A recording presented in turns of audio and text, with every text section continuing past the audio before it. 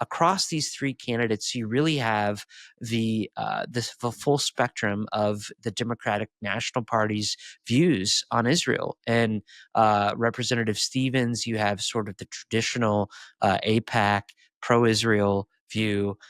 In Abdul El-Sayed, you have sort of the pro-Gaza viewpoint. And Mallory McMorrow, you have kind of a new kind of Democrat who is an outsider, who is an anti-institutionalist, who's coming in and is sort of, championing a third way approach here.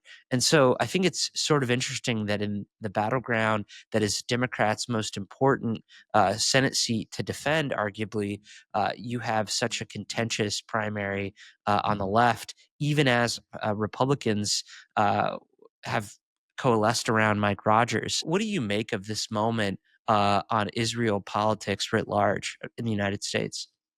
It's been so interesting to see how President Trump and how the Republican Party and the MAGA movement writ large have grappled with Israel in this current moment. I mean, you think about the Republican Party's, long time approach to Israel, right? Sort of full throated support, unqualified support, and obviously still significant support for Israel.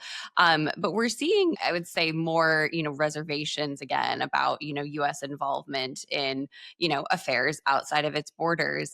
We saw this back with Iran, right? What took place there. Questions about, how much should the U.S. be involving itself in the Middle East? And at one time, that sort of went without question that that the U.S. would give that kind of, support to Israel. Now it's not so guaranteed.